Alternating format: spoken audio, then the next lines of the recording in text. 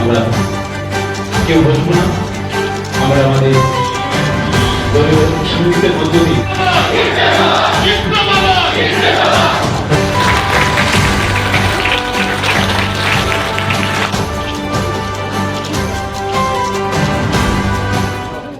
আপনারা জানেন ইতিমধ্যে যে যদিও এখনও পর্যন্ত ইলেকশনের দিন তারিখ ঘোষণা হয়নি, তা সত্ত্বেও বিশ্বের সর্ববৃহৎ দল ভারতীয় জনতা পার্টি আরও কিছুদিন আগেই প্রথম দফার কিছু ক্যান্ডিডেট ঘোষণা করেছেন, যার মধ্যে আমাদের সৌভাগ্য আমাদের পশ্চিম ত্রিপুরা আসনের, আমাদের রাজ্যের দুটো আসনের মধ্যে পশ্চিম ত্রিপুরা আসনের প্রার্থীর নাম ঘোষণা করা হয়েছিল আমাদের প্রাক্তন মুখ্যমন্ত্রী তথা বর্তমান রাজ্যসভার সাংসদ শ্রী বিপ্লব কুমার দেব মহোদয়। তো ওনার নাম ঘোষণা হওয়ার পর থেকেই রাজ্যের প্রত্যেকটা মণ্ডলেই নির্বাচনের কাজ শুরু করে দিয়েছে ভারতীয় জনতা পার্টির পক্ষ থেকে। এরই হিসাবে আমাদের মনোনীত প্রার্থী শ্রী বিপ্লব কুমার দেবজি প্রতিটা মণ্ডলী প্রথম দফায় ওনার সাংগঠনিক বৈঠক চালিয়ে যাচ্ছেন। এরই অঙ্গ হিসাবে আজকে আমাদের বামুটিয়া মণ্ডলেও আমাদের যারা কার্যকর্তারা রয়েছেন, বুথ সভাপতি, মোর্চার প্রেসিডেন্ট জিএস, মণ্ডলের পূর্ণাঙ্গ কমিটি, শক্তি কেন্দ্র ইনচার্জ, ওই সমস্ত নেতৃত্বদের নিয়ে আজকে আমাদের এখনও সাংগঠনিক বৈঠকের আয়োজন করেছি। কিছুক্ষণের মধ্যে আমাদের মুক্তির মহানায়ক আমাদের মনোনীত প্রার্থী বিপ্লব কুমার দেব আমাদের এখানে আসছেন। আর ওনার আজকে সাংগঠনিক সভার পর আমরা আশাবাদী আমরা 2023-এর নির্বাচনে বামুটিয়া যদিও আমরা পরাজয়ের মুখ দেখেছি, তো এবার উনি ক্যান্ডিডেট হওয়ার পর একটা আমরা আলাদা স্পিড সারা বামুটিয়ার প্রত্যেকটা বুথে বুথে দেখতে পাচ্ছি। উনি আজকে আসবেন এই খবর পেয়ে লিমিটেড কিছু লিডারদের নিয়ে আজকে সাংগঠনিক বৈঠক ছিল, কিন্তু প্রত্যেকটা বুথ থেকে সাধারণ ভোটাররাও এই অনুষ্ঠানে আসার জন্য ফোন করে যাচ্ছেন। একটা সবার মনে একটা উদ্দীপনা দেখতে পাচ্ছি। আমরা এটা বিশ্বাস করি যে মাননীয় প্রধানমন্ত্রী নরেন্দ্র মোদীকে পুনরায় প্রধানমন্ত্রী করার লক্ষ্যে আমরা বামুটিয়া 2023-এ আমরা যে ভরাডুবিটা হয়েছিল এটার থেকে আমরা রিকভারি করে আমরা ন্যূনতম পক্ষে আমাদের বর্তমান যিনি মনোনীত প্রার্থী ওনার যেটা আশা যে বিরোধীদেরকে আমরা 3000 ভোটের মধ্যে রাখতে হবে, আশা করি আমরা ওই লক্ষ্যকে মাত্রা সামনে নিয়ে আমরাও একটা বিশাল মার্জিনে বামুটিয়া বিধানসভাও আমাদের প্রার্থী বিপ্লব দেবকে জয়যুক্ত করবেন এবং আমাদের প্রধানমন্ত্রী শ্রী নরেন্দ্র মোদীকে আমরা উপহার দেব। লোকসভা বিপ্লবের প্রতিপক্ষ আশিস কুমার শাহ কংগ্রেস থেকে, লড়াইটা কতটুকু হবে বলে মনে করছে? দেখেন, বিপ্লব দেবের প্রতিপক্ষ আশিস কুমার শাহ, আমরা এটা ঠিক করে বলবো না। নির্বাচনটা আমাদের প্রার্থী সারা ভারতবর্ষে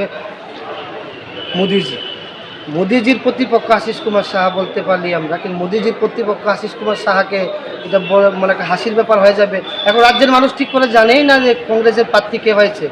হয়তো আপনার কাছ থেকে আমি জানলাম আশিস কুমার শাহ হয়েছে।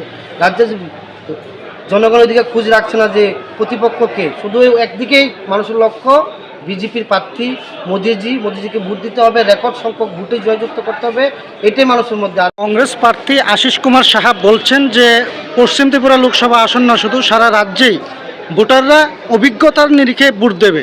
কি বলবেন সেই বিষয়টা? হ্যাঁ, খুব ভালো কথা বলেছেন। অভিজ্ঞতার নিরিখে ভোট দেবে, অনেক অভিজ্ঞতা আছে। অভিজ্ঞতা কি, এ রাজ্যের মানুষ ত্রিপুরা স্বাধীন হওয়ার পর থেকে অভিজ্ঞতা অর্জন করছেন রাজনৈতিক দলগুলো থেকে। এতদিন মানুষের কাছে দুটো পার্টি ছিল এই রাজ্যে, সিপিআইএম এবং কংগ্রেস। মানুষ দেখেছে ওই পিরিয়ডগুলিতে অভিজ্ঞতা অর্জন করেছে। কি অভিজ্ঞতা অর্জন করেছে? যখন সিপিএম স্লোগান নিয়ে বেরোতো তখন স্লোগান থাকতো কংগ্রেসের কালো হাত ভেঙে দাও গুড়িয়ে দাও, 88-র কালো দিন ভেঙে দাও গুড়িয়ে দাও। আর যখন কংগ্রেস মিছিল নিয়ে বেরোতো স্লোগান থাকতো লাল হাটাও দেশ বাঁচাও। এবার দেখলাম আমরা এই দুই এখন চিরমা সত্য ভাই। এগুলি তো অভিজ্ঞতা হয়েছে মানুষের, এই অভিজ্ঞতা নিয়ে রেখেই ভোট দেবে। উনি সঠিক বলেছেন। আমি ওনাকে বলতে চাই যে গত বিধানসভায় আপনারা বামপন্থীর সাথে জোট করে সরকার করেছিলেন, যে বামপন্থীরা 25 বছর রাজত্ব করেছিল একটা কথা বলে 88-র কালো দিন, 88-র কালো দিন। আমি আশিস শাহ বাবুকে জিজ্ঞেস করতে চাই এই 88-র কালো দিনটা কী ছিল, আর কেন ওইটার ক্যাসেট বাজিয়ে 25 বছর সিপিএম রাজত্ব করেছিল। একটু উনি লোককে খুলে বলো 88-র কালো দিনটার কথা। দেখুন, ভারতীয় জনতা পার্টির আমি কার্যকর্তা, লোকসভার প্রার্থী হয়েছি। প্রথমে আমার দায়িত্ব আমাদের দেবতুল্য কার্যকর্তাদের সঙ্গে আগামী দিনে আমাদের যে ইলেকশন ক্যাম্পেনিং তার ব্যবস্থা কিভাবে করা ও তাদের সঙ্গে পরামর্শ করে আর তারপর জনতা গণদেবতার কাছে যাব। সেই মন্ত্র নিয়ে আমি সমস্ত মণ্ডলে ভারতীয় জনতা পার্টির সমস্ত স্থানীয় নেতৃত্ব এবং দেবতুল্য কার্যকর্তাদের কাছে আসছি। আমার বিশ্বাস, যেটা আমি আপিল করেছি কার্যকর্তাদের কাছে, যে ত্রিপুরার সমস্ত মানুষের কাছে যাওয়া, জাতি, ধর্ম, দল, মত, রাজনীতিক ঊর্ধ্বে উঠে সবার কাছে মাননীয় প্রধানমন্ত্রী নরেন্দ্র ভাই মোদীর জন্য আর আমি এখানে প্রার্থী হয়েছি, আমার জন্য আশীর্বাদ এবং তাদের ভালোবাসা প্রার্থনা করা এবং ভদ্রতার সঙ্গে, সভ্যতার সঙ্গে প্রত্যেকটি মানুষের কাছে, সিপিএম করুক, কংগ্রেস করুক, তাদের কাছেও বাড়িতে যাওয়া। ওনারাও জানেন যে ওনাদের ছেলে মেয়ের পরিবারের ভবিষ্যৎ নরেন্দ্র ভাই মোদীর কাছে আছে, মোদীর মতো ব্যক্তিত্ব প্রধানমন্ত্রী হওয়া উচিত। এটা ভারতবর্ষে মানুষ বলছে। স্বাভাবিকভাবে ভোট বিপ্লব দেবকে এটা দিচ্ছে না, ভোট নরেন্দ্র মোদীকে প্রধানমন্ত্রী বানানোর জন্য দিচ্ছে, নিজের ছেলে মেয়ের ভবিষ্যৎ এবং ভারতের সুরক্ষা এবং ভারতবর্ষের সমৃদ্ধির প্রতীক সেই ইলেকশন। আমি আশা করি সারা ত্রিপুরা রাজ্যের সমস্ত মানুষ স্বতঃস্ফূর্তভাবে আমাকে আশীর্বাদ দেবে, মাননীয় প্রধানমন্ত্রীকে তৃতীয়বারের মতো প্রধানমন্ত্রী বানাবে, এটা আমার বিশ্বাস। আর তার জন্যই প্রথমে আমাদের কার্যকর্তাদের কাছে আসা। কার্যকর্তাদেরকে আমি বলে দিই যে কীভাবে গিয়ে মানুষের সঙ্গে মেলামেশা করবে, মানুষের কাছে কিভাবে সে ভোট প্রার্থনা করবে, তার নিয়ম কানুন ব্যবস্থা, সেই বিষয়ে আমরা নিজেদের মধ্যে আলোচনা করি।